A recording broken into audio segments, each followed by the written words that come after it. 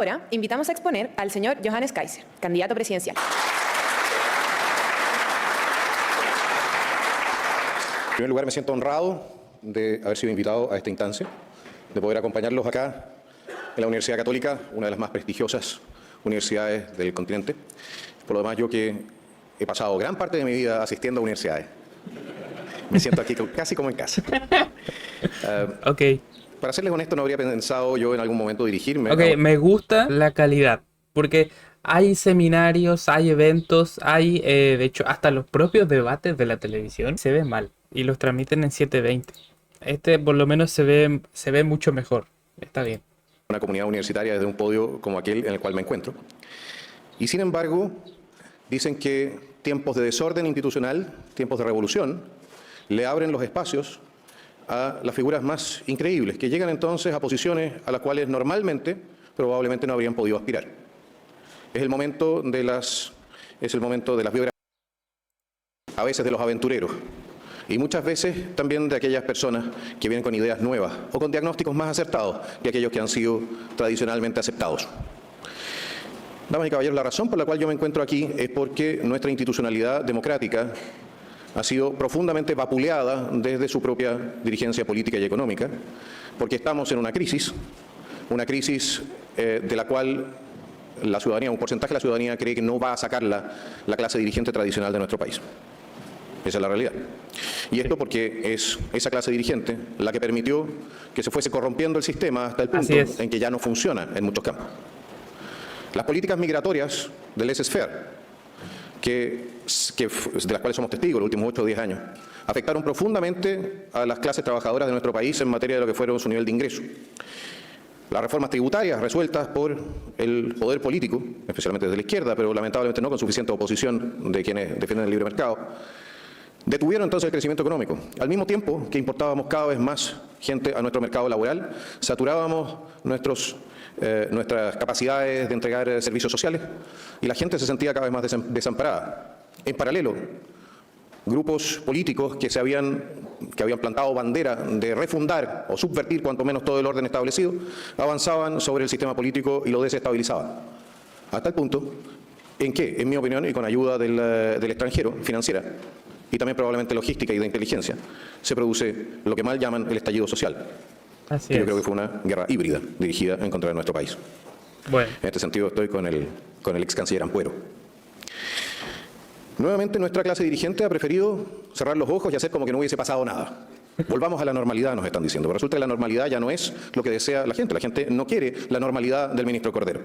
No. Quiere quizás la normalidad del año 2005, del 2008. No es que Chile fuera perfecto de ninguna manera, pero era una normalidad donde usted podía salir en la noche a la calle y no tenía que tener miedo. Una realidad muy diferente a la que es a día de hoy, básicamente. De transformarse en víctima de un asalto. Mire, en 2 universidades y ayer en una concentración hice exactamente la misma pregunta. Le pedí a la gente que estaba presente que levantase la mano si había sido víctima o conocía a alguien que hubiese sido víctima de un portonazo.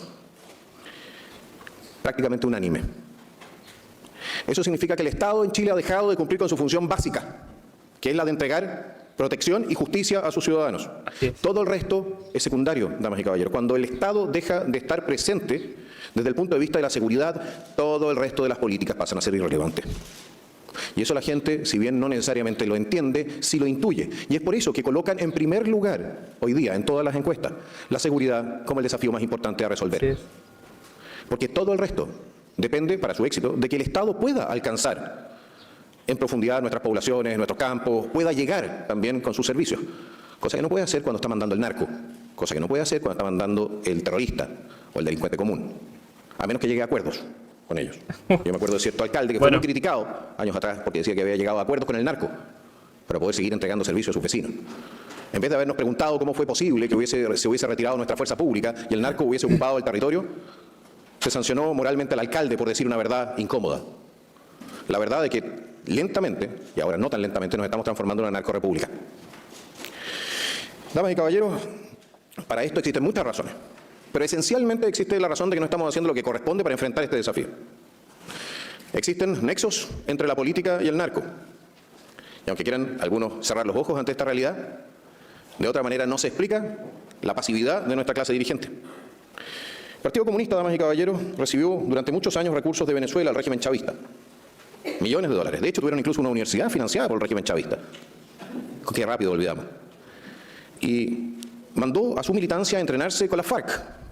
La radio Bio Bio todavía pueden leer en la página de internet los correos que cruzó entonces la dirigencia del Partido Comunista con la Fuerza Armada Revolucionaria de Colombia, un grupo narcoterrorista.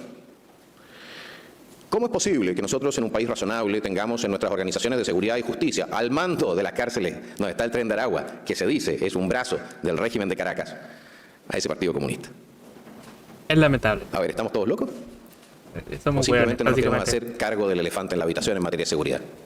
Hace no 1 año y medio atrás, la ministra Toa enfrentaba al Partido Comunista, porque el Partido Comunista había reclamado por un allanamiento en Villa Francia, donde habían requisado armamento que había sido utilizado en distintas operaciones delictuales. El Partido Comunista reclamaba contra el allanamiento. ¿Y las acciones legales contra dicha organización? ¿O la resolución del presidente Boric que dice entonces tener o una mayor distancia respecto de estas organizaciones?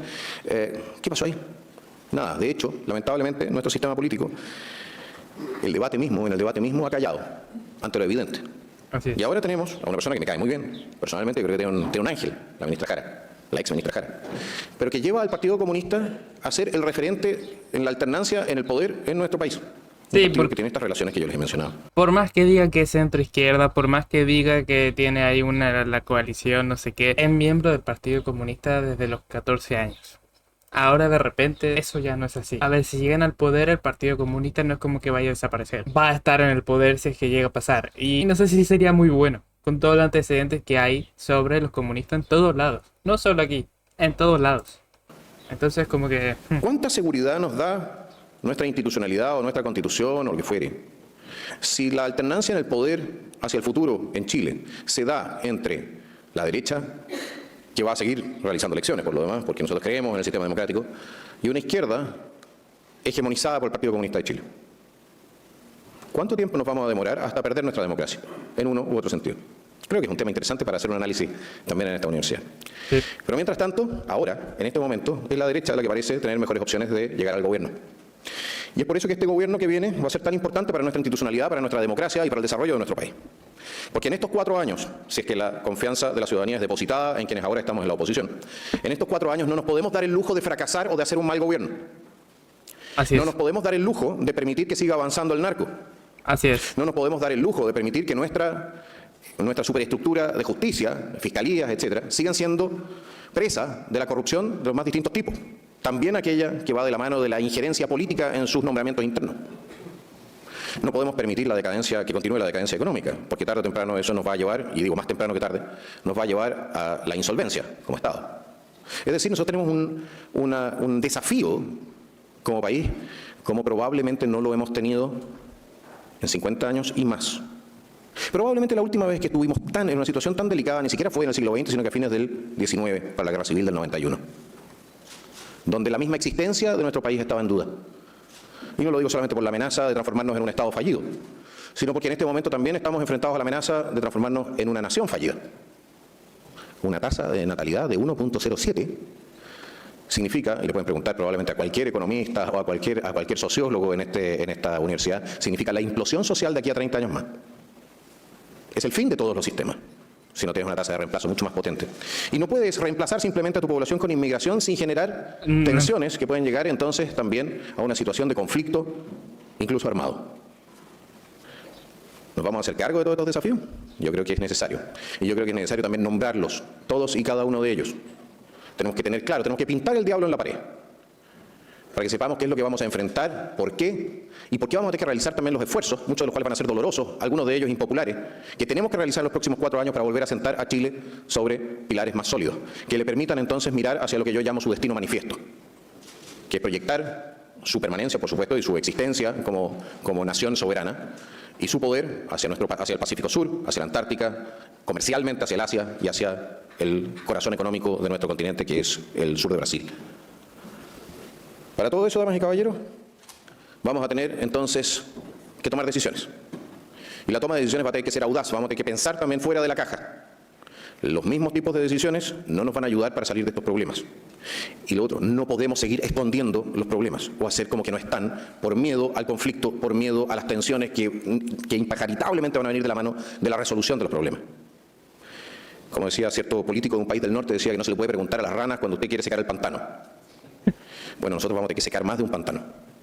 Tenemos que abrir nuestra economía, tenemos que flexibilizar nuestro mercado laboral, tenemos que hacer girar nuestro Estado para reconocer también la labor imprescindible y esencial de las madres de nuestro país. Tenemos que recuperar la relación entre la corona y la espada, es decir, nuestras Fuerzas Armadas y de Orden tienen que volver a confiar en su clase política. Y tenemos que recuperar nuestras capacidades de inteligencia y contrainteligencia para que un 1810 no vuelva a repetirse nunca más en nuestra sociedad democrática. Bien. ¿Cuánto trabajo? Y ni siquiera he empezado a decirle el resto de la pega que tenemos que hacer. ¿Tenemos que reducir el tamaño del Estado? Sí, en ciertas materias. El Estado tiene que intervenir en ciertos campos donde se ha retirado y tiene que retirarse de ciertos campos donde está ahora involucrado. Tenemos que repotenciar a nuestro país desde el punto de vista valórico. Y estoy hablando no de la agenda necesariamente del tema del aborto. Estamos hablando de virtudes secundarias, de aquellas cosas que hacen que un país se transforme en un país desarrollado. No es la industria necesariamente. No son las minas de oro. Es la puntualidad, el amor por el trabajo bien hecho. Es la capacidad de no sobrevenderse, la honestidad. Esas cosas que llevan a países que nosotros admiramos a ser países ricos, aunque no tengan recursos naturales. Sí. Ese capital cultural que se multiplica en salas como esta, se entrega a los jóvenes y que no duele necesariamente repartir. Lo estamos repartiendo a algunos sí, y a muchos otros los estamos dejando fuera del alcance de ese capital cultural. También eso va a ser un trabajo nuestro, el trabajo de impulsar la recapitalización cultural de un país que ha sido víctima sistemática de la destrucción de su estructura de valores por parte de una agenda ideológica que tiene por objeto la destrucción cultural para poder reemplazar este sistema que lo encuentran tan injusto por un sistema que lo encuentran mucho más justo, pero que es normalmente construido sobre tumbas de cientos de millones. No nos equivoquemos respecto de por qué atacan las estructuras filosóficas y religiosas de nuestro país. ¿Quiénes lo hacen? Quieren un reemplazo al sistema. Ahora, el socialismo real no funcionó muy bien, pero siguen queriendo el reemplazo del sistema. Llegan al poder, no saben realmente qué hacer. A esta altura ni siquiera saben cómo destruirlo como corresponde. Pero van a seguir avanzando. Y lo que están haciendo es empobrecernos. Y lo notamos. Las nuevas generaciones tienen problemas serios para integrarse en la vida laboral. Sí. Y por lo demás, todas las generaciones tienen un problema serio para distinguir entre lo que es un derecho y lo que es una aspiración. Eso también nos genera problemas serios en materia política y en materia de poder cumplir con las expectativas de la ciudadanía. Nuestra propuesta, por lo tanto, es una propuesta quizás un poco fuera del marco de lo que ha sido normalmente la política en los últimos 20 años, cuanto menos. Nosotros proponemos sangre, sudor y lágrimas, proponemos hacer cumplir la ley desde de capitán a paje, proponemos volver a las bases de la República. No somos revolucionarios, queremos reconstruir la institucionalidad nacional sobre las bases de lo que nos ha dado nuestra civilización occidental. Ese es el proyecto nacional libertario y los dejo a todos convidados a sumarse a él. Muchas gracias. Sentido común, básicamente. Qué labia que tiene. Es increíble. 13 minutos se me pasaron volando, güey. Esta es una posición inusual para mí, estar en el centro.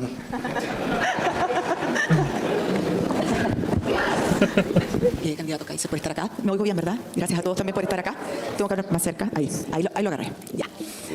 Usted hablaba recién que sin seguridad, que es el tema que nos convoca ahora, todo el resto no importa. Hay partes donde el Estado de Chile ya no puede entrar. Hay un ejemplo claro, que es Temucuicui. El Estado no puede ni siquiera censar, no se pueden hacer planes de vacunación. Se trató hace unos años atrás de entrar con un contingente de la PDI, más de 800 hombres, y los resultados no fueron buenos. Pero sin embargo usted ha dicho que sí, que va a entrar, que hay que hacer allanamientos, que hay que desarmar esos territorios, específicamente Temucuicui. Yo me pregunto, ¿cómo lo va a hacer? Bueno, en primer lugar, usted tenga presente lo siguiente. Si efectivamente sigue existiendo la misma resistencia que en su momento, nosotros probablemente lo que hagamos sea dar la orden. Mire, es bien interesante. Tenemos la opción de hacerlo a través del estado de emergencia. Yo creo que si existe mayor resistencia, vamos a hacerlo a través del estado de sitio acotado a esa zona específica, para darle a nuestros carabineros el respaldo de la Fuerza Armada que requieran para someter y sofocar todo tipo de resistencia armada. ¿Cómo? Ese no es problema mío. Ese es problema de los técnicos en la materia. Los técnicos, los profesionales en esta materia son los uniformados. Cada vez que un político se mete a diseñar una operación militar o policial, la cuestión termina mal. Así que mejor no. Pero va a necesitar a los políticos. Va a necesitar al Congreso, por ejemplo, que apruebe un eventual estado de sitio. No. Lo que yo necesito es la aprobación del Congreso para mantener el estado de sitio, pero no para declarar. El estado de sitio necesita el Congreso. Los primeros 5 días nomás puede estar. Exactamente, pero si la idea pero con no es... estado de sitio acotado. Pero si la idea... No es acotado territorialmente, no en sus efectos. ¿De acuerdo? Y el estado de sitio efectivamente permite solamente la restricción de la libertad de reunión, pero cambia las normas de uso de la fuerza. Se empiezan a aplicar los criterios para lo que son los conflictos armados internos. No las reglas de uso de la fuerza que están en los reglamentos para tiempos de paz. ¿Me explico? Sí. Esa es la gran diferencia. La gran diferencia radica en cuál es la intensidad de fuerza que usted puede utilizar. Hoy día, por ejemplo, le voy a dar un ejemplo. Si a usted en una patrulla de carabineros o una patrulla militar le disparan desde un bosque, Usted no puede disparar de vuelta al bosque. Usted tiene que primero identificar a la persona que le está disparando. Es decir, tiene que ir a buscarlo, literalmente, ¿no? Identificarlo y luego recién podría disparar.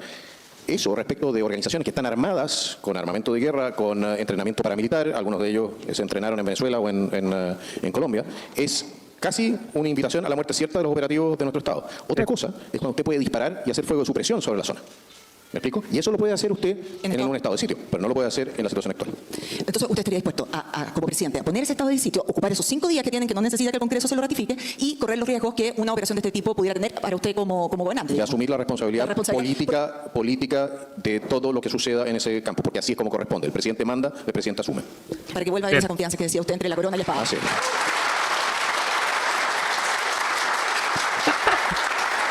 Empezamos fuerte.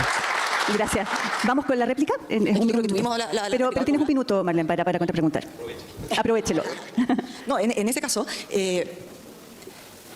este tipo de asuntos, usted ha dicho que se quiere salir de ciertos tratados internacionales, pero esto a usted lo van a perseguir desde, o lo van a acusar, digamos, desde organismos internacionales, precisamente si es que usted hace un operativo como el que recién estamos hablando. De hecho, en Brasil, o sin ir más lejos, ocurrió la semana pasada, y eso, a ese tipo de estamentos está empezando a crecer lo que ocurrió en Río de Janeiro. Quiero decir una cosa, si la burocracia internacional se ha transformado en un problema en materia migratoria y se transforma también en un problema para mantener nuestra seguridad interior, tengan absolutamente claro que nosotros somos un país soberano que toma sus propias decisiones y yo no estoy dispuesto a sacrificar a mis ciudadanos para que un par de activistas políticos en Nueva York se sientan bien y puedan entonces andar paseando con Greta Thunberg por el Mediterráneo. Me da lo mismo lo que digan. Honestamente. No es tema, por lo tanto. No es tema, por lo tanto. ¿Cómo? No es tema. Toma. Lo que pasa es lo siguiente, yo no me debo a organizaciones internacionales. Yo soy, si me eligen, presidente del pueblo de Chile, así como he sido diputado por el Distrito 10. Y me debo a la gente que me eligió y a sus intereses, no a los intereses de alguna organización internacional con dudosa capacidad a estas alturas de resolución de conflictos. Muchísimas gracias, candidato Kaiser. Muchas Bien gracias, dicho. Marlene. Vamos entonces con Néstor Aburto de Radio Bio Bio. Candidato, partamos de inmediato. Es que nos están viendo en todo el país, entonces vamos a hablar claro. Ok, Y aquí voy se a- viene la artillería más pesada. No, vamos a partir de inmediato, candidato, porque lo he escuchado, lo he estudiado, obviamente, y hay un punto que me llama mucho la atención. En Chile hay separación de poderes, y usted habla de la cárcel, de enviar a la cárcel, lo dijo en el norte, lo ha dicho en la zona central del país, en la macrozona, etcétera. Y la pregunta es, ¿cómo lo va a hacer si la labor que usted se le va a encomendar a partir del 11 de marzo tiene que ver de nivel preventivo? Es decir, desde ese rol usted hace las propuestas, porque lo otro sería enviarle un mensaje al tiro, y se lo pido entonces a los ministros de la Corte Suprema. No, mi rol no es preventivo exclusivamente, mi rol es represivo. Yo juro a cumplir y hacer cumplir la Constitución y las leyes.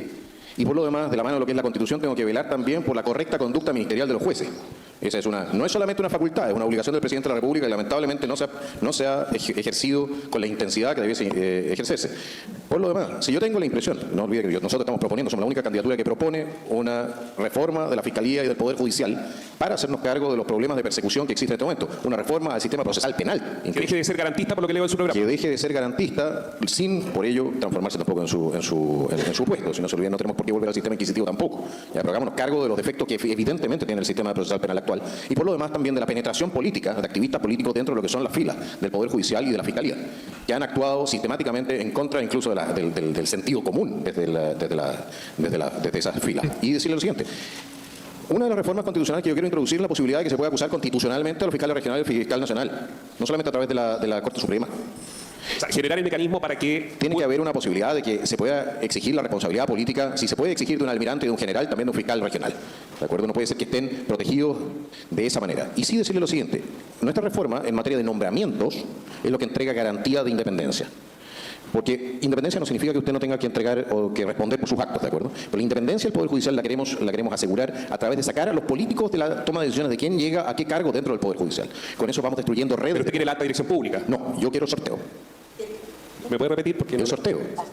A personas, a candidatos que hayan cumplido con ciertos requisitos específicos. Yo tengo una reforma presentada, que hayan cumplido con ciertos requisitos específicos. Cuando se forma la terna, se forma la quina, ¿ya? O en una bolsa de sorteo más amplia. ¿Sabe qué? Haga correr la bolita, saque los dedos de los políticos del sistema. Y usted va a ver cómo van a empezar a fallar de manera distinta a los jueces. Van a empezar a fallar más en derecho y menos mirando qué es lo que le conviene, qué es lo que conviene políticamente para poder seguir avanzando en la carrera judicial. Por lo demás, el sistema de sorteo es ultra y muy democrático. Ya se utilizaba en tiempos de la antigua Grecia.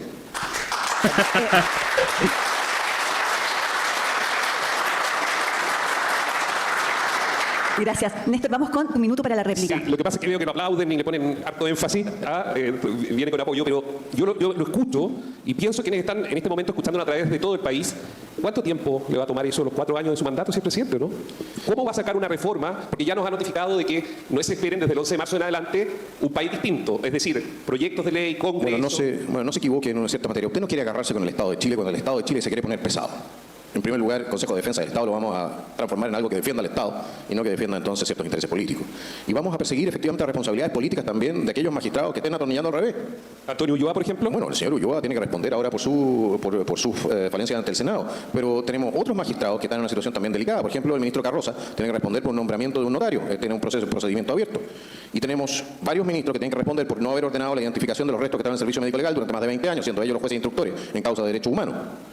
Es decir, yo tengo ahí una... Hay ministros en este momento que están ocupando el máximo sillón del tribunal chileno, que dice usted tiene una mirada política, judicial. En algo el ministro Ulloa tenía razón. Si por algo estoy proponiendo la reforma del sistema. Yo no quiero condenar a ellos. Ellos son el resultado, han llegado a donde llegaron, en razón de un sistema diseñado por los políticos para que funcionase así, con besamano, ¿ya? Y cuoteado. Lo cual es una vergüenza, incluyendo el Tribunal Constitucional. Entonces, es besamano y cuoteado. Y después aparecen ciertos colegas y levantan y ponen el grito en el cielo porque es con besamano y cuoteado.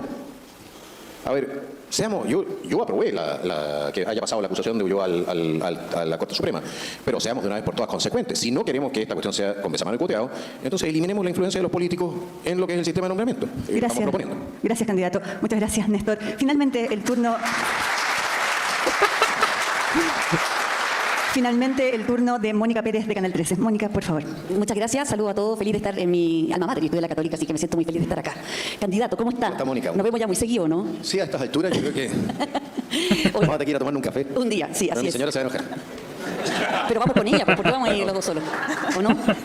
Bueno, candidato, le hice la misma pregunta ayer al candidato Kast. Quiero saber cómo va a ser usted, para sacar o no, a los 336.000 migrantes irregulares que viven en Chile, y ya están acá. 40.000 de ellos tienen orden de expulsión vigente. Porque el candidato Kast hizo una explicación en torno a sacarlos a través de vuelos charter. ¿Cómo lo piensa hacer usted? ¿En cuánto tiempo? ¿Cuántos por año? ¿Con qué costo? A ver, en primer lugar, hagámonos cargo de lo siguiente. Para expulsar a los inmigrantes ilegales necesitamos una reforma también constitucional. Esa reforma constitucional tiene que permitir que las personas que se encuentran ilegalmente en nuestro país puedan ser detenidas por más que el plazo establecido en la propia Constitución. Es decir, las personas que están ilegalmente en Chile. Más de 5 días. Más de 5, de manera ilimitada, quiero yo, la posibilidad de detención. Ilimitada para las personas que ingresan ilegalmente a Chile hasta el momento en que salgan voluntariamente del país o los podamos deportar a su país de origen. El costo de esto es definitivamente menor que seguir manteniendo la frontera abierta. Empezamos estableciendo la infraestructura cerca de la frontera boliviana, que es por donde está entrando la inmensa mayoría de los inmigrantes ilegales. Le pegamos un apretón, sí, le pegamos un apretón a La Paz, porque allá está el gobierno, allá está... O sea, no le voy a pegar un apretón al sistema judicial boliviano que se encuentra en Sucre, ¿de acuerdo? Es que yo estoy preguntando por los que ya están en Chile, Por no por eso, los que puedan entrar en el futuro. es que espérese, lo que pasa es que usted, para que poder reconducir, entre otras cosas, requiere que Bolivia esté dispuesto a recibir. Yo no puedo reconducir directamente a Venezuela, por ejemplo, ¿ya? Pero sí puedo generar las condiciones e incentivos para que los propios venezolanos que están ilegalmente en nuestro país abandonen el país. Ese es un punto. O sea, para que las autoridades bolivianas permitan la reconducción. Por ejemplo, pero usted cree que con palabras suyas como la que dijo de que La Paz no se va a llamar La Paz, le va a ir bien con esa ¿Por qué no me negociación? deja terminar con la respeto? Si los periodistas... Bueno, ya, dele. Ya, pues, dele, ya. Entonces, ¿usted quiere la planificación? Se la doy. Ya, si no, Ya, cambiamos de tema. con Bolivia. Ya, entonces, primero ordenamos nuestras relaciones con Bolivia, que es esencial tenerla en un buen pie y en un pie de cooperación en esta materia. En segundo lugar, establecemos centros de detención cerca de la frontera de Bolivia, que es a donde van a llegar todas las personas que están ingresando a nuestro país o que sean identificadas dentro de nuestro país, que están ilegalmente en nuestro país y no tienen un título de permanencia. A esos centros los vamos a conducir y de esos centros van a poder salir única y exclusivamente hacia el extranjero. En cualquier momento pueden salir hacia el extranjero, o aquellos que tengamos que reconducir o que tengamos que expulsar, los expulsaremos a sus países de origen. Segundo, de la mano de esto, porque vamos a tener también una política de búsqueda dentro de nuestro país, es decir, terminales de buses, especialmente campamentos y tomas. Vamos a ir a buscar a las personas que están ilegalmente en nuestro país y los vamos a dirigir a estos campamentos. Esto se puede demorar y se va a demorar probablemente, pero va a existir también un incentivo para que abandonen nuestro territorio. Lo otro, se eliminan todos los incentivos desde el punto de vista de la asignación de recursos públicos a las personas que están ilegalmente en Chile. Si llega una persona a un hospital porque requiere una atención y esa persona está ilegalmente en nuestro país, le vamos a dar la atención, no se equivoquen. Pero esa persona de ese hospital se va al centro de reconducción. Perfecto. ¿Ya? Junto con Bien, de hecho. las personas que tienen en su entorno que nosotros podamos identificar que están ilegalmente en nuestro país. Bien. Y para cerrar, respecto de Venezuela, respecto de los criminales venezolanos que tenemos en Chile. A diferencia de este mal gobierno, que ha tenido la mala costumbre de empeorar sus relaciones, no solamente con La Paz no, pero con todo el resto del planeta, ¿ya? Nosotros queremos tener muy buenas relaciones con los Estados Unidos. Y vamos a ver si es que no se produce un deseado cambio de mando en Caracas con ayuda del país del norte, vamos a ver que si podemos a través de los Estados Unidos triangular la devolución de inmigrantes ilegales a Venezuela de nuevo.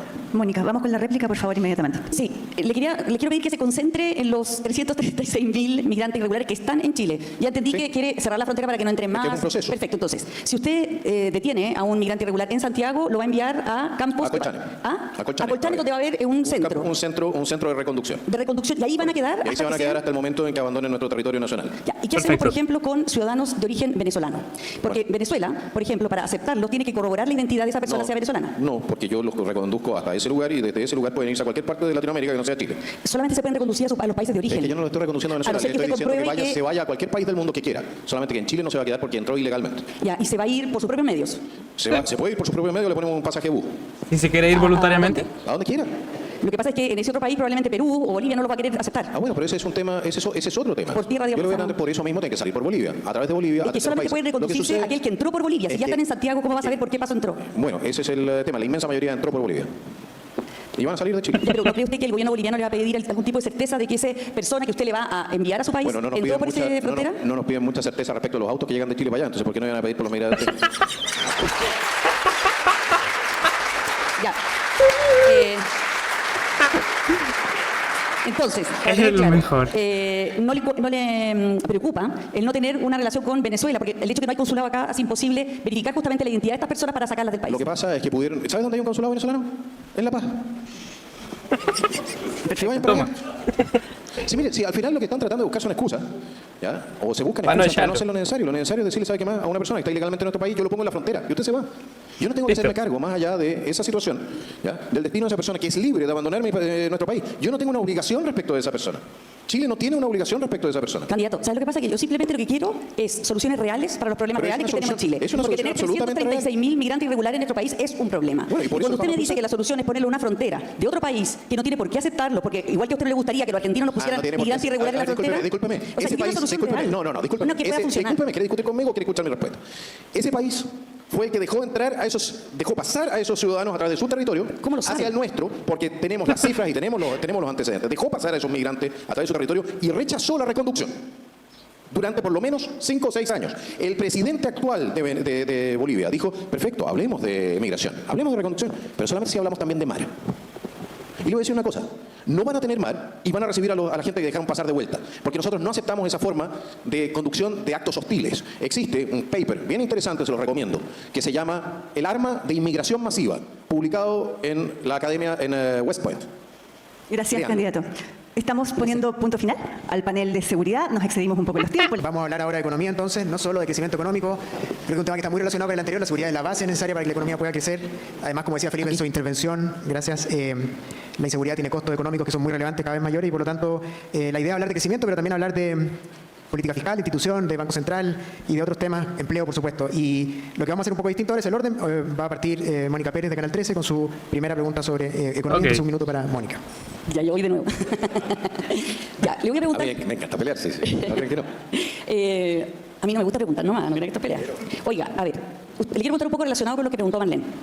Usted se ha expresado bastante en contra del multilateralismo, tanto en tratados, ¿no es cierto? Habló de que no íbamos a salir de Escazú, del ¿cómo se llama? El tratado, bueno, varios tratados internacionales. El Acuerdo de París. El Acuerdo de París, ese. Por ejemplo. Y también de la institucionalidad, ¿ya?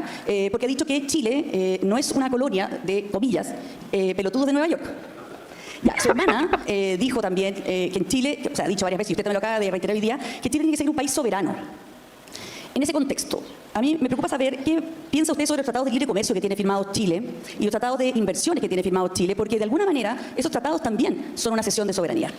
A ver, en primer lugar, no lo son. Son una garantía para hacer negocios. ¿De acuerdo?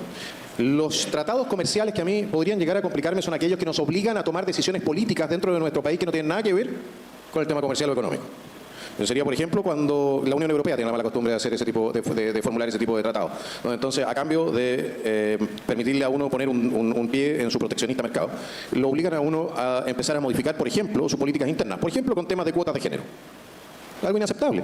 Yo por 30 monedas de plata no vendo el derecho a voto de los chilenos. No se olviden una cosa, es la soberanía según Jean Baudin, dado que estamos en la universidad. Jean Baudin es considerado el padre de la ciencia política. Y Jean Baudin describió la soberanía como la facultad de tomar la última decisión en materias de Estado. En Chile, de acuerdo con nuestra Constitución, la facultad de tomar la última decisión en materias de Estado la ejerce el pueblo de Chile a través de elecciones y plebiscitos. Cuando usted entrega la soberanía de Chile, está entregando la democracia de Chile. Está entregando la facultad del pueblo de Chile para decidir su propio destino. Hay que tener mucho cuidado con ese tipo de cosas. Yo soy un libre mercadista. Yo creo en el libre comercio, a ultranza. Si es por mí, nosotros eliminamos todos los aranceles y volvemos a tener una ventaja comparativa de la mano de lo que nos permite entonces importar bienes de capital mucho más baratos y poder quizás producir aquí también en algún momento.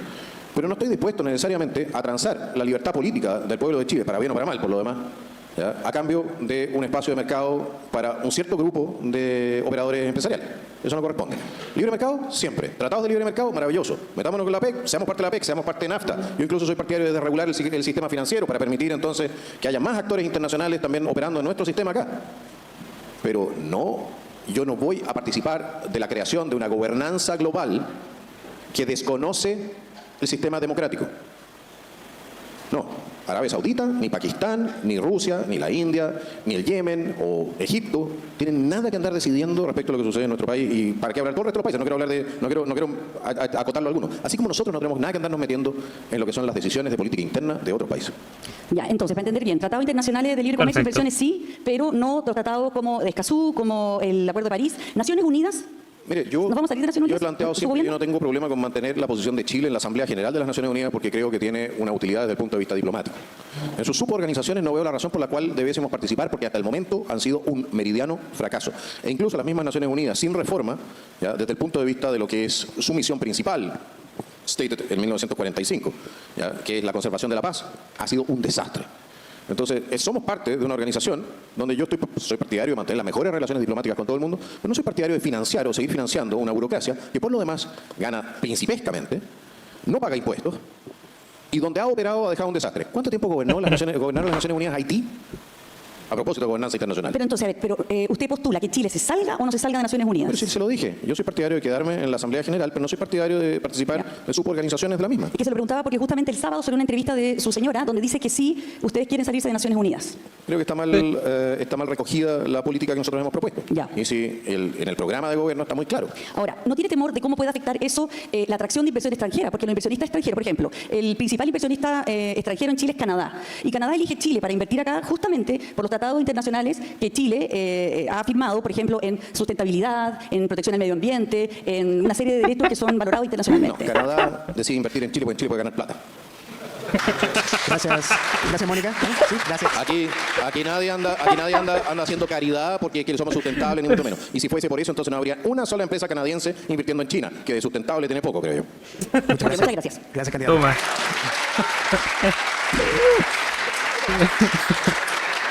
Muy bien, entonces ahora es el turno de Marlene Iguren del Mercurio. Ya terminó usted hablando de China.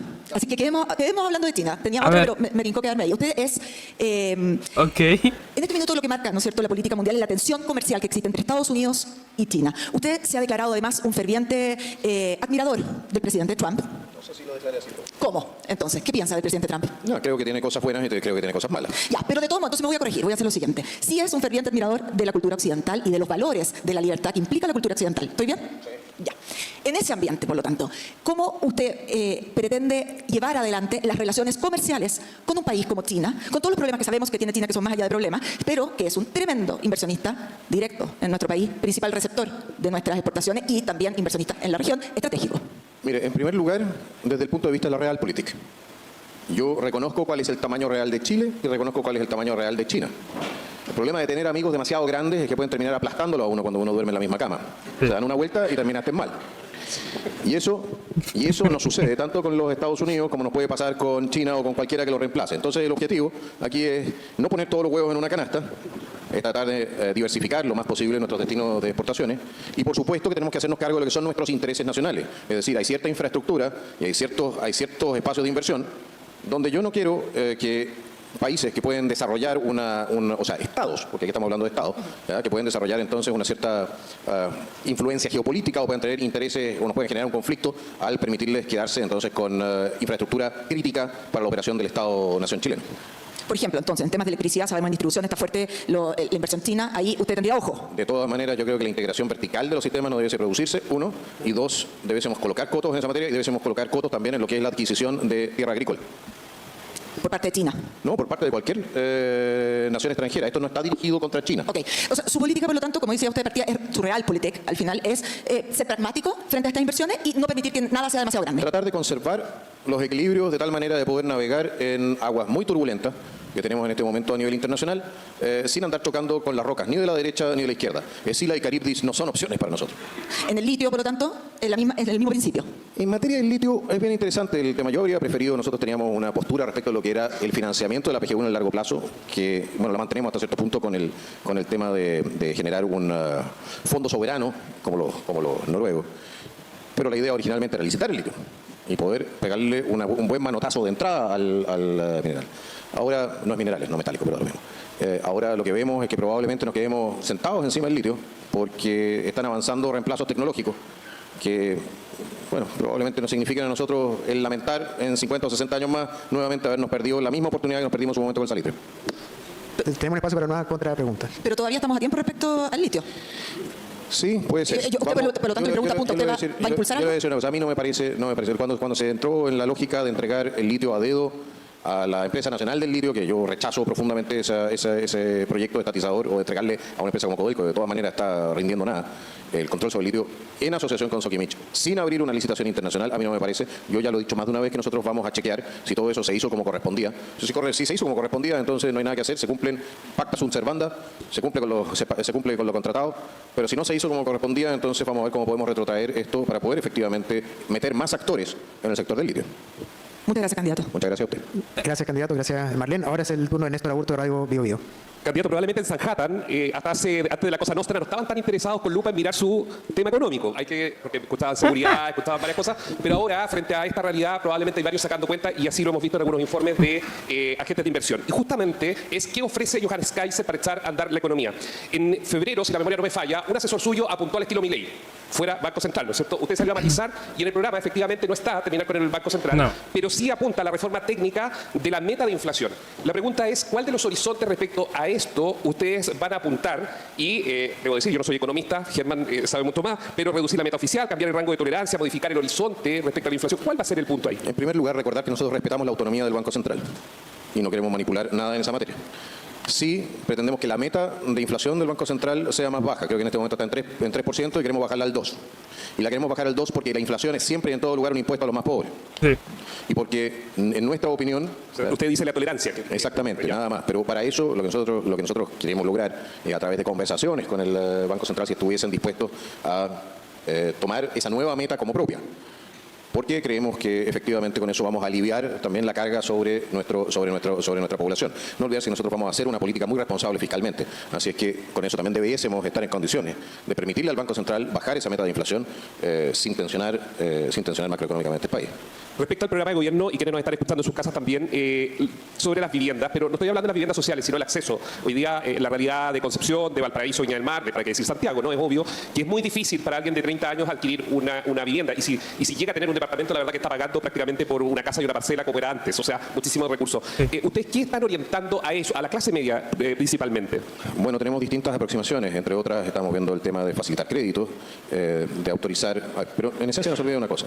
Nosotros echando a andar la economía, autorizando los 100.000 millones de dólares que están esperando para ser invertidos, ¿ya? Empezamos a generar de nuevo un crecimiento que esperamos sea también un crecimiento per cápita, que está bloqueado desde hace más de 10 años.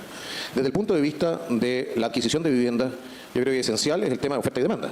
Aquí siempre el precio va a ir de la mano de lo que es la demanda respecto a la oferta. Y uno de los problemas esenciales que tenemos es que la tierra está muy cara. No tenemos cinturones de crecimiento urbano. Por eso mucha gente se está yendo a parcelas. La densificación urbana, las planificaciones urbanas, la densificación en sí misma, creemos que no está planificado de manera de hacerse cargo de las nuevas necesidades. Creemos que podemos avanzar en esa materia y en la medida que nosotros aumentemos la oferta de tierra construible, si lo quiere decir así, ¿no? Vamos a ir reduciendo también o produciendo el fenómeno de reducción de precios. ¿Está bien? Ah. ¿Qué pasó? Tiene un ataque. ¿Qué? ¿Qué? Qué susto, Es un pequeño tío. incidente porque una persona ¿Pero se está siente bien? mal, tuvo un problema de salud, pero ya está siendo atendida Ok. por un urgenciólogo y por un equipo que está llevándola para que pueda ser chequeada y pueda seguir y pueda ver lo que le pasó. Así que ya está controlada la situación, seguimos Ok. en estos momentos, pero ahora vamos a hacer el módulo un poquito más corto. Gracias, Marta. Candidato, de ser usted la persona que pase, no le voy a preguntar llegar el 11 de marzo, pero pasa a segunda vuelta, ¿cómo va a ser una negociación, si nos colocamos en ese escenario, con Chile Vamos y con José Antonio Kast para que lo respalden, pero más que lo respalden, que puedan ingresar, que puedan trabajar juntos como coalición, como llegar a algún acuerdo programático? ¿Qué es lo que tiene usted pensado en caso que se dé la noche del 16 un triunfo suyo? En primer lugar, ¿se escucha así? En primer lugar, agradecer a la doctora Carmen Cerda y a los dos carabineros que prestaron primeros auxilios. Muchísimas gracias. Bien. Y desearle todo lo mejor a la dama que tuvo esta situación. Respecto de su consulta, la verdad es que el día 17 se reordenan las cartas. Yo espero que más allá de lo que sean las heridas de combate de esta primaria de la derecha, todo el mundo se disponga a ayudar a sacar el mejor resultado en segunda vuelta. Yo sí pierdo, y lo he planteado en más de una ocasión, yo no me pierdo, en materia de mi respaldo al candidato de la oposición. ¿Qué es lo que vamos a hacer en ese momento? Estamos trabajando ya y diseñando cuáles van a ser nuestras respuestas en los distintos escenarios. Lo que pasa es que la pregunta que se le han hecho es si usted va a respaldar, pero yo le estoy diciendo más propositivo hacia su candidatura. Le digo si usted pasa. Lo que sucede es que nosotros entramos con un programa de gobierno a primera vuelta, vamos a seguir con ese programa de gobierno en segunda vuelta. No se tranza, nada. No, es que Bien. si usted no puede andar negociando algo que usted propuso como... Si la gente me compró mi Coca-Cola, ya no free. ¿Me explico? Entonces, no puedo entrar a defraudar esa confianza en una segunda vuelta para satisfacer a personas que no han votado por mí. Sí, estamos dispuestos a conversar respecto de lo que sea, entonces, sean futuras políticas una vez que estemos en el gobierno, pero no se equivoquen. El proyecto político que va a haber pasado a segunda vuelta va a ser el proyecto del Partido Nacional Libertario. Y ese proyecto va a ser el que vamos a llevar entonces también a cabo en el gobierno. Perfecto. Muchas gracias, Néstor. Mónica, tú. Ya, yo voy a seguir con... no hay otra pregunta, yo sigo con el mismo tema, porque hoy día su jefe de campaña, Cristian Lavero, dijo que en segunda vuelta, a la hora de las alianzas políticas, una condición fundamental es que estemos de acuerdo con los principios y que no nos vengan a cambiar la columna vertebral de la campaña. ¿Cuál es esa columna intransable para usted? ¿Con qué partidos concretamente estaría dispuesto a pactar en esta alianza de gobierno en uno y otro caso? O sea, pasando segunda vuelta o no, porque si pasa Kast, por ejemplo, también me gustaría saber si le pediría al candidato republicano que no pactara con Chile Vamos como lo hizo con la lista parlamentaria. No, no haría eso. Yo soy demasiado respetuoso de la facultad del presidente de la República para tratar de organizar un respaldo político amplio. ¿Ya? Sí le plantearía lo siguiente, y lo planteé cuando se conversó el tema de la primaria en la derecha. Nosotros tenemos líneas rojas.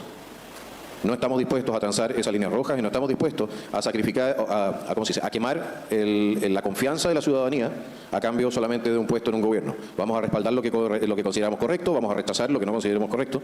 Pero para ser parte de un gobierno se tiene que, en el caso de que nosotros seamos gobierno minoría, o sea, seamos la minoría, ¿ya? Evidentemente que se tienen que hacer cargo de aquellas cosas que para nosotros son intransables. Y hay ciertas cosas que son para nosotros, evidentemente, no son negociables. ¿Cuáles?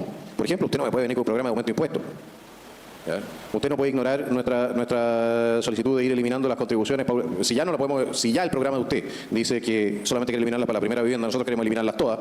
¿Ya? Por último, encuéntrese con nosotros a medio camino. ¿Me explico? La reducción del tamaño del Estado, la optimización de la gestión pública, son todas cosas que nosotros queremos ver avanzadas y por lo demás también una serie de reformas institucionales. Porque nuevamente nosotros tenemos la convicción de que nuestro programa se hace cargo de las necesarias reformas que permitan al gobierno proyectarse, no solamente a 4 años, sino que 8 y 12. ¿Qué es lo que necesitamos como oposición? A ver, las fuerzas democráticas de Chile, si no quieren perder este país en 4 o a más tardar en 8 años más, tienen que hacer un buen gobierno. Y nosotros estamos convencidos de que nuestras propuestas ayudan a hacer un buen gobierno. Una de las cosas que dice su programa es que cuando usted vota por Kaiser, recibe Kaiser. Eso lo dice como al principio del programa. Y le preguntaban también, por ejemplo, las importantes reformas que quiere hacer. Es que no soy un kinder sorpresa, ¿ves? Las reformas políticas que quiere hacer, por ejemplo, cambiar el Poder Judicial, la Fiscalía y todo eso, requieren apoyo parlamentario. Cuando usted gane, algo va a tener que ceder para que, por ejemplo, apoyen ese tipo, para tener los votos en el Congreso. Perfecto, pero no vamos a ceder el derecho de propiedad, no vamos a ceder la representación política individual, no vamos a ceder los derechos ciudadanos para obtener un respaldo político para una reforma institucional. Es decir, hay cosas que no son nuestras para ceder. Y cortito. ¿Explico lo que voy?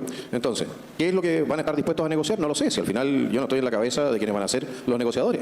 Sí le puedo decir una cosa, si no entienden que aquí sacar ventajitas chicas en un momento de crisis institucional puede terminar costándoles la pérdida de todo, entonces estamos más o menos condenados. Y cortito, a pactar con amarillos, demócratas, Evópoli.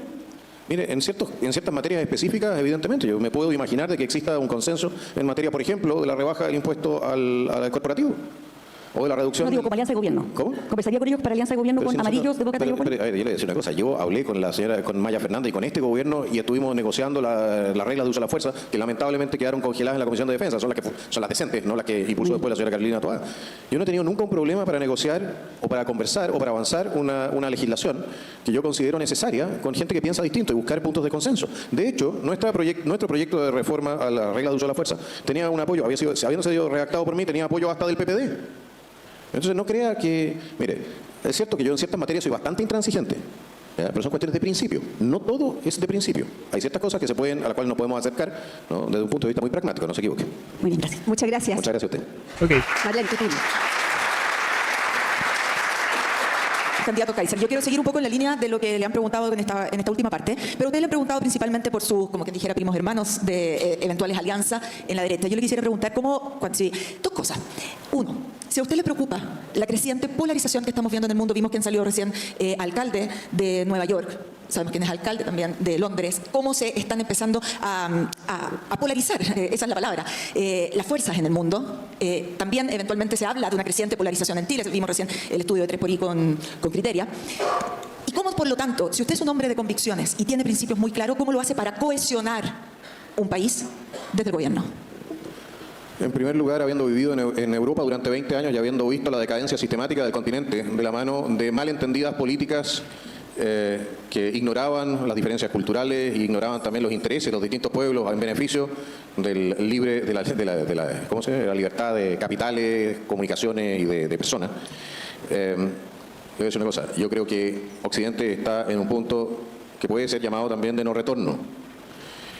Cuando usted no está ni siquiera de acuerdo sobre si existe la verdad, entonces tenemos un problema porque ya no hablamos el mismo idioma. Existen entonces filosofías que rechazan la misma existencia de la verdad y se han transformado en política, y de hecho en política pública. ¿Para qué voy a hablar de lo que ha hecho Estados Unidos o lo que ha hecho, o sea, no Estados Unidos, pero Europa respecto a lo que ha sido la inmigración masiva desde el mundo musulmán? Quien quiera entender eso, le recomendaría leer alguna vez a Oriana Falachi, una tremenda periodista que fallecida, que fue la única que entrevistó por lo demás a la Ayatollah Khomeini, ¿no? Pero nosotros, siendo acá quizás el bote salvavidas del mundo, por algo llegaron mis antepasados aquí también, y los de muchos de los que están aquí presentes, nosotros tenemos que velar efectivamente por mantenernos cohesionados y por recuperar nuestra unidad. Para eso tenemos que ir cerrando también las heridas del siglo XX sin abrir heridas en el siglo XXI. Y tenemos que avanzar, damas y caballeros, en formular una política y articular cuáles van a ser nuestros objetivos como país para los próximos 100 años. Solamente sabiendo a dónde queremos llegar, sabemos por dónde tenemos que ir. Y la definición de esa ruta tiene que ser hecha en lo posible, en consenso con la inmensa mayoría de los sectores políticos, que sean democráticos y respetuosos a la institucionalidad republicana. ¿Usted va a fomentar, por ejemplo, una hoja de ruta de ese tipo? Absolutamente. Yo creo que nosotros en varias materias tenemos que recuperar la capacidad de generar políticas de Estado. Como, por ejemplo, generar una comisión, así como que diga Chile 2050. Mira, a mí me carga la 2050, es la nueva fecha de la agenda, Por pero decir. póngale 2049 ya. Ya, eso, 2049. Para que no calce con el número. No, el punto en esencia es el siguiente. Por ejemplo, nosotros como país y todos los sectores políticos debiésemos ponernos de acuerdo en cuál va a ser nuestra gestión diplomática con Argentina para aclarar nuestra situación de límites y nuestras demandas sobre el territorio antártico. Si Chile y Argentina no están dispuestos a cooperar en materia de lo que es el territorio antártico, a nosotros las otras potencias nos van a pasar por encima y nos vamos a quedar sin pan ni pedazo, a pesar de estar parados literalmente en la puerta del continente blanco. Esa es una política de Estado donde nos tenemos que poner todos de acuerdo, más allá de lo que son nuestras posiciones políticas, si es que efectivamente queremos o pretendemos abrirle el futuro a nuestro país en un espacio que va a ser tecnológicamente habitable probablemente, o va a ser explotable en 50, 70, 80 años más. Renunciar a eso es renunciar a algo que nos pertenece, que es el futuro y el destino de las próximas generaciones. Ese es un camino. Otros temas tienen que ver entonces también con la profundización de lo que es nuestra perspectiva pacífica, en el Pacífico. Y por supuesto la optimización de lo que son nuestras relaciones regionales. Así que no, hay suficiente material donde nosotros nos podemos sentar a conversar respecto de políticas de Estado que se extiendan cuanto menos por 2 generaciones. Necesitamos ese anexo entonces en el programa. Lo que sucede es que este tipo de cosas se tienen que conversar una vez que uno esté sentado efectivamente en el sillón de O'Higgins y pueda llamar a los distintos incumbentes y presentarles un proyecto en el cual ellos también puedan introducir sus propias inquietudes. Esa es la idea. Muchas gracias. Muchas gracias a todos por la participación. Vamos a dar ahora el cierre del seminario. Le doy la palabra a Anja para que cerremos el seminario. A continuación, el señor Felipe Larraín entregará el libro Chile 2050, un país, 4 presidentes, al candidato presidencial, señor Johannes Kaiser. ¿Y van a ver preguntas de los demás? ¿O no? Yo quiero decir que le hemos regalado el libro Chile 2050, un país, 4 presidentes, y que si hubiéramos conversado antes con Johannes Kaiser, tal vez le habríamos cambiado el guarismo. En nombre de CLAPES UC, agradecemos la participación del candidato presidencial, señor Johannes Kaiser, a los Ok. que formaron parte del panel de hoy y también a todos los asistentes. Eso fue todo. Es increíble la diferencia entre cuando hacen preguntas o seminarios, conversaciones, debates con un candidato y con otro. La diferencia es abismal. Aquí se pudo notar. Y hay veces en las que sinceramente los conversatorios, los seminarios, no sé si reaccionarlos porque al final es como que responde todo directo. O sea, no tengo nada que agregar. Por ejemplo, con Jara, por ejemplo, que no responda nada, por lo menos ahí puedo agregar mi punto de vista que es muy contrario a sus opiniones. Pero claro, aquí es como, no sé, es como raro. Y a veces como que siento que no intervengo mucho y no es interesante. A ver, vamos a ver un poco lo que se comenta en Twitter. Esto lo subió recién. La doctora y perita forense Carmen Cerda formuló serias acusaciones respecto a la forma en la que el Servicio Médico Legal ha conducido el proceso de identificación de los restos de los detenidos desaparecidos que se encuentran en su poder. La verdad y la justicia vencerán. A ver. Mire, sobre el tema de las osamentas, nosotros tenemos aquí veo a la doctora Carmen Cerda, no sé si lo tengo que repetir, del Servicio Médico Legal, que tiene su propia, tiene entonces algo que decir respecto de lo que han sido las declaraciones desde el Servicio Médico Legal en los últimos días. ¿Qué les parece? Ok. Permítame, por favor, doctora. A ver. El Servicio Médico Legal le gusta detectar para hacer su trabajo, en primer lugar, que las personas que trabajan allá carecen de especialidad forense. Entonces, no saben trabajar con una metodología, es posible que confundan una cosa con otra, me consta porque yo trabajé en auditorías de su labor. Y eso ha ayudado a que no trabajen sistemáticamente y por lo tanto, sí es que se pueden investigar o identificar algunos restos y que pasa muy difícil. No saben cómo proceder. Las huellas dactilares que estaban en muchos protocolos de autopsia no las habían chequeado. Los ADN de todos los familiares se les tomaron. Entonces, y no se han tomado aún. Entonces, el banco de datos que ellos tienen es incompleto y eso va a dificultar mucho. Pero por alguna razón no lo reconocen. Posiblemente. ¿Cómo pueden ser tan... ¿Qué palabra le atribuirías a gente que ni siquiera no es que ni siquiera hagan bien la pega, no han hecho la pega? Porque se le ha complicado, se va a tema, O sea, es que y no dar lugar a que... es muy siga lamentable. habiendo vamos a ver si Mientras tanto, los dificultad cuerpos en la ahí reconciliación. siguen estando y siguen sin identificarlos. Un impacto de epilepsia, no sé qué pasó. ¿Por qué está acá? ¿Por qué yo estoy acá? Porque un asesor de Johannes me llamó para preguntarme qué opinaba yo de los restos de la osamenta y del trabajo del servicio médico legal. Y pensé que, bueno, el único candidato que se ha interesado por esto ha sido lucha durante como 40 años. Así es. él. Si aquí no tendría inconveniente en ayudar a cualquiera que sea. Pero él me preguntó. Los demás no me han preguntado nada. Muchas gracias. Muchas gracias, doctora. Ya. Y fueron cara de palo y le preguntaron, ¿qué hace acá? ¿Por qué está aquí? Muchas gracias. La última pregunta, ¿me podría contar un poco A ver. sobre su experiencia profesional en relación con el servicio médico legal? Ok, están preguntando sobre su experiencia. No sé si se escucha. Yo escucho bien. Sí, Así yo que- trabajé en la Policía de Investigaciones, me formé parte de la Policía de Investigaciones, me formé también parte Ok. del Servicio Médico Legal, trabajé con uno de los ministros de la Corte Suprema a propósito de una auditoría de casos de osamenta, vi cómo trabajaban en el Servicio Médico Legal Mira. y me ha tocado ir a distintas partes del mundo porque me di cuenta de que el conocimiento era muy limitado antes, entonces me preocupé de ir a varios países. Ok. De hecho, la semana después de la elección me tengo que ir a Brasil, donde tengo que hablar de la formación de los especialistas y la acreditación de los especialistas. Mira. Eso como Federación Latinoamericana de Asociaciones de O sea que Ciencias. básicamente Entonces, sabe. Ya estoy trabajando Sabe con una mucho. instancia que es mayor que el Servicio Médico Legal de acá, porque creo que la ciudadanía merece un respeto de que sus deudos, que sus restos, Y sí. que sus desechados Y sí. sean tratados con la mayor dignidad posible. Y eso solo Sí se puede es. hacer si los que trabajan en eso tienen una certificación. No puede ir cualquier persona a decir, oh, yo soy. Y a mí me ha costado toda mi vida, yo tengo 71 años, y me ha costado toda mi vida el estudio de medicina, de especialidad, magíster. No Que es tenemos. muy lamentable. Es muy lamentable la incompetencia del servicio médico legal. Que no es que pase ahora recién, o sea, lleva así muchos años. O sea, ya hay cuerpos ahí de hace 40 años atrás, 50 años atrás. Bueno, o sea, es que Es lamentable. Ok, aquí hay reacciones sobre las preguntas que hicieron. No vamos a ver otra vez el momento porque ya lo vimos, pero quiero ver las respuestas, por ejemplo. Este fue el momento donde le preguntaron a ustedes a ustedes lo van a perseguir los organismos internacionales ya que quiere hacer tantas cosas, ya que se quiere salir. Entonces, él fue y dijo, me da lo mismo, nosotros somos un país soberano, lo que diga un activista zurdo en Nueva York no me interesa, yo solo me debo al pueblo de Chile. Los comentarios aquí son: ¿cuánta razón tiene Kaiser? La ONU se ha convertido en una cueva de parásitos muy caros, con buenos sueldos y privilegios para vegetarios zurdos sin resolver absolutamente nada. Y aquí hay un claro ejemplo. O sea, quien ha detenido 7 guerras ha sido Donald Trump. No ha sido la ONU, por ejemplo. Puse fin a 7 guerras, ni siquiera recibí una llamada de las Naciones Unidas ofreciendo ayuda para sellar los acuerdos. De hecho, esta frase lo dijo ahí mismo en la Asamblea General de la ONU. Ahí se lo dijo en su cara. O sea, puse fin a 7 guerras y la ONU no me ha llamado en nada. Qué curioso, ¿no? Me parece totalmente válido. Al final del día, las decisiones que afectan a Chile deben tomarse pensando en los chilenos primero. Podemos escuchar opiniones externas, pero quien gobierna responde al país, no burócratas de afuera. A ver los comentarios. A este comentario no falta la cabeza con mierda que no entiende nada. Tiene que estar el zurdo ahí. Tiene huevo este compadre y puede decir que me levantaré a votar por alguien que representa mi sentir y no por el mal menor. A ver las respuestas.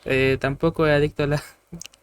¿Te acuerdas que hasta usó una corbata con la creación ni siquiera el chileno, la gringa, quizá omita la ONG, pero de que se le echó de mundo a Trump, creo que hasta por ahí es claro y evidente. Es Estados Unidos. ¿Quieres tener mala relación con Estados Unidos? ¿Quieres tener mala relación con Trump, que ha detenido 7 guerras? ¿Y que no es el enemigo aquí? ¿En serio? Traigan una urna ahora, no a la ONU. ¿Cuándo empezamos a confundir valentía con ahueonamiento? Aquí hay otro zurdo infiltrado. No es contra todo inmigrante, el problema ya tenemos de sobra maleantes, muchos reincidentes en las calles, no necesitamos más. Sí, es que tiene toda la razón. O sea, aquí yo no encuentro ningún fallo. Ok, siguiente. Johannes Kaiser, discúlpenme, ¿quiere discutir conmigo o quiere escuchar mi respuesta? Ok, aquí es cuando empezó a pelear con bueno, a pelear. Empezó a discutir un poco con la del 13 que él estaba respondiendo y no le paraba de preguntar y no lo dejaba hablar. Cuando el futuro presidente Johannes Kaiser señala que Bolivia dejó pasar inmigrantes por su territorio, Mónica Pérez le pregunta cómo lo sabe. ¿Acaso Mónica cree que llegaron a la frontera en avión y se lanzaron en paracaídas? Claro, eso, ahí empezó a cuestionar mucho de que, oye, ¿y si no pasaron por Bolivia? No lo saben, o sea, ¿qué va a hacer? ¿Lo va a echar igualmente por ahí?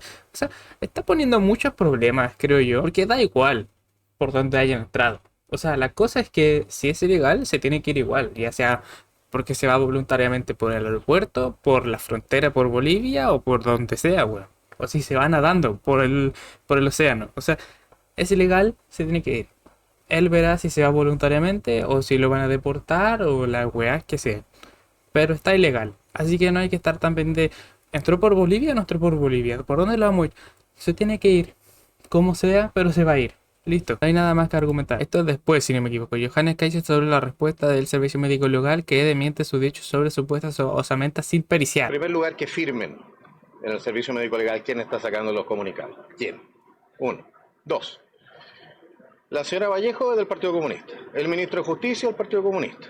Director del Servicio Médico Legal del Partido Comunista. Subdirector del Servicio Médico Legal. El ex de la Camila Vallejo. Partido Comunista, cubano. Y cubano. A mí no me tomen más el pelo. Nosotros sabemos y están los documentos y si ustedes quieren verlo, pueden ver entonces en mi Twitter. Todos ustedes pueden entrar y revisar los videos de las sesiones por la comisión de investigadora de osamenta, por la comisión en la cual se vio mi proyecto de ley para facultar al Servicio Médico Legal a identificar de oficio, que todavía no es ley. ¿De acuerdo? Así es que ellos mismos dijeron que no podían identificar las osamentas porque no tenían órdenes judiciales. Y ahora me aparecen y me dicen que no tienen osamentas. Después de toda la documentación que está en poder del Congreso y que es documentación oficial, yo le diría a todos esos personajes que tengan mucho cuidado, porque si le pasa algo a esos restos humanos, o desaparecen o lo que sea, les puedo asegurar que vamos a perseguir las responsabilidades que corresponden. Y si quieren saber... Y sí, probablemente estén haciendo algo con esos restos. O sea, para empezar, no quieren identificar. Tuvimos ahí, por ejemplo, el discurso que nos dio ahí la misma doctora, que está sobrecalificada, de hecho, para estar ahí. O sea, nos dijo ya que no sabe ni siquiera hacer el trabajo, básicamente. Y ahora Kaiser está metiendo presión con que quiere identificarlos. Y lo ha venido haciendo durante mucho tiempo, sobre todo ahora mucho más cuando puede ser electo, básicamente. ¿Ok? Entonces yo creo que bajo esta amenaza y bajo este silencio, escondido por mentiras cuando hablan, probablemente en el Servicio Médico Legal estén haciendo algo y vayan a hacer algo para que no lo identifiquen, básicamente. O sea, hay que tener cuidado con eso, pero yo creo que sí, van a hacer algo. Se ha visto en la historia hasta dónde han llegado y por qué no seguir llegando a más. Que no existe una voluntad Es lamentable, pero sí, para así es. identificar los restos. Vean de la misma comisión investigadora de Osamenta un video que yo tengo fijado en Twitter, arriba, donde la diputada Riquelme explica por qué no quieren avanzar en esta materia. Mire, existen cosas que son simplemente impresentables. Y es impresentable que el Servicio Médico Legal tenga hace más de 20 años cientos de osamentas en su poder y no los haya identificado. Y que al Partido Comunista no le convenga que se identifiquen porque quiere mantener este tema abierto desde el punto de vista legal. Está certificado. Ellos mismos dijeron que no querían la identificación en los debates en el Congreso en que hablamos sobre la ley que propuse yo. Entonces, persigan un poco también la información real que hay detrás de esto. Ustedes tienen la posibilidad de confrontar a los ministros, tienen la posibilidad de confrontar al servicio con información que ustedes mismos han publicado en múltiples ocasiones, ¿no? Y tenemos suficientes funcionarios también del Servicio Médico Legal, ¿no?, que en un momento, si es necesario, van a testificar respecto a todo esto. Perfecto, ahí está. Vamos a ver las pruebas que comentó aquí mismo. A ver, dijo el fijado. ¿Por qué no quiere identificar los restos de detenidos desaparecidos que se encuentran en el Servicio Médico Legal? Esto lo subió el 20 de noviembre de 2023, o sea, hace 2 años atrás. La izquierda confiesa no quiere identificar a los detenidos. Hay un tema técnico que tiene que ver con la prescripción. Entonces, lo que está diciendo el diputado Kaiser, con todo respeto, no puede ir de forma independiente de los procesos penales. ¿Por qué? Porque ocurriría aquí... ¿What? Con todo respeto, no puede ir de forma independiente de los procesos penales. ¿Por qué? Porque ocurriría que en el evento que este proceso penal no avance, sin embargo, ya esté reconocido, pudiese haber prescripción si dentro del plazo, porque ya hay un cuerpo conocido, por lo tanto la teoría de la desaparición permanente se cae. Y eso significaría que identificas el cuerpo y al identificar el cuerpo empieza a correr el plazo de prescripción. Por lo tanto, si este proceso no está suficientemente avanzado o no va de la mano con la identificación, podrías tener curiosamente que te cae prescripción a pesar que tengas el proceso pendiente. Esa podría ser la dicotomía jurídica, no sé si lo expliqué de forma clara, pero esa es la dicotomía jurídica que podría existir. Por eso es tan importante, yo me entiendo, me parece muy bien que no pase esto en el Servicio Médico Legal y que tomen iniciativa, lo entiendo, pero creo que eso tiene que ir de la mano. Esa iniciativa y esa proactividad del Servicio Médico Legal tiene que ir necesariamente de la mano del proceso penal. Es un escándalo. Lo que usted me acaba de decir es un escándalo. Bueno, ¿Por qué? la Porque ley... el debido proceso... No, porque o sea, usted me está diciendo que no hay que identificar a las personas. Muchas gracias, señora presidenta. Que no hay que identificar a las personas porque eso podría tener problemas para los procesos y podrían prescribir y por lo tanto cesar la persecución. O sea, es increíble. Porque habría que haber una reforma del proceso penal, pero que usted dice es una reforma del proceso penal. Como existe el principio indubio pro reo de la retroactividad de la ley penal, de todas maneras toda reforma posterior no se aplicaría. Es decir, que no puede haber identificación en razón de que... O sea, y ahora no le presta atención. Ella fue la que dijo todo esto y ahora no le presta tanta atención. ¿Se harían los procesos? Wow, es muy lamentable. Y lo peor es que en los puntos de prensa o en la prensa directamente no preguntan nunca sobre estos temas. O sea, y después sale la ministra Vallejo a decir, no sé, a decir cualquier wea que se le ocurra para seguir con la mentira y no cuestionan nada los periodistas. Es lamentable, weón. A ver, ¿qué tenemos? Los periodistas en clave UC se cagaron de la risa de Mónica Pérez fue cine. Mónica Pérez va a terminar traumada con Kaiser luego de estas elecciones, le contesta todo y la humilla en el proceso. Realmente está sufriendo por ser tan zurda. A ver, igualmente es su trabajo. Pero es rara la diferencia que hay, por ejemplo, de las preguntas que le hacen a Kaiser que las preguntas que le hacen a otros candidatos o a otra candidata. Es curioso esa diferencia que hay. Pero igualmente yo creo que, por ejemplo, aún así, que le sigan preguntando y que es mejor para Kaiser porque responde bien, tiene argumentos, no evade las respuestas y encima te deja humillada y callada y perfecto. Así que yo creo que incluso es mejor que hayan periodistas así. Pero claro, el tema es que hayan periodistas así para los ambos lados. No tiene ningún sentido que para un lado sean así de duros y que le pregunten y le pregunten y le pregunten y le pregunten y te deje humillada igualmente el candidato por sus respuestas, pero claro, a la otra candidata termine evadiendo la pregunta, pero no le vuelve a contrapreguntar y a preguntar hasta que te diga algo. O sea, Jara simplemente va de la respuesta y los periodistas se quedan callados. Mira, esto es la franja de Johannes, ¿sabes? Oye, Johannes, una pregunta porque tú, en el tema de lo que fue el 18 de octubre, sí. Siempre me he preguntado yo si Chile fuese un país con más tradición y con más costumbre, quizás los jóvenes no hubiesen participado tanto de esta cuestión. ¿Qué opináis tú de eso? A nosotros, a nuestros jóvenes, los convencieron de que era necesario salir a destruirlo todo. Yo diría, con todo el cariño del mundo, diría a nuestros jóvenes, diría, ustedes se dejaron manipular. así como ha pasado en otros países, y es normal. El joven no tiene la experiencia vital para ver cuándo lo están usando como carne de cañón. No, y también la rebeldía siempre va a ser. O sea, la diferencia, por ejemplo, es que si hubiese más tradición o que no estuviese tanto ese discurso de los zurdos, hubiese pasado lo mismo, solamente que el grupo hubiese sido mucho más pequeño, básicamente. Pero la rebeldía yo creo que siempre va a estar ahí. Y de los que piensan distintos siempre van a estar, básicamente. Lo que más me enorgullece es ser chileno. Es indescriptible. Simplemente es un todo. Es este país largo con su geografía espectacular, su gente maravillosa. Es su ejército, es su marina, fuerza aérea, su historia, esa bandera espectacular, maravillosa, preciosa que tenemos, el himno, todo. Ser chileno es un privilegio que no todos tienen. Nosotros deberíamos reconocer la suerte que tenemos de ser chilenos. Es un país increíble. ¿Quieres?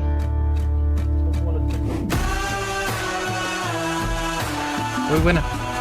El valor de la palabra. Es algo que yo aprendí aquí, no lo aprendí en otra parte. Miren, nacer en Chile es un privilegio. Tenemos mucha suerte de nacer en Chile, un país que nos ama, un país que nos recibe y un país que muchas veces nos castiga con sus terremotos, sus maremotos, pero al cual nos aferramos, donde arañamos la tierra también para ganar nuestro sustento. Chile es un país maravilloso, es nuestro país y creo que nosotros tenemos tanto el derecho como la obligación de mantenerlo libre para nosotros, para nuestros hijos, para nuestros nietos, para que sea un país libre el que nos reciba en algún momento en su seno cuando hayamos fallecido. Así es que, ¿qué les voy a decir? ¡Viva Chile! ¡Viva Chile, mierda! Ok, qué buena. Feminazi al borde del colapso por el apoyo a Kaiser en Maipú. ¿What?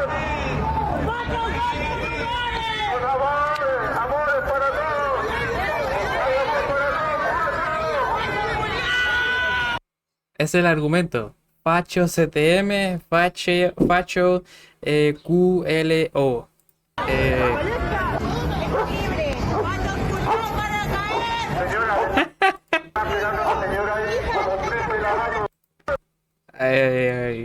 Qué insulto, ¿no? Fachos.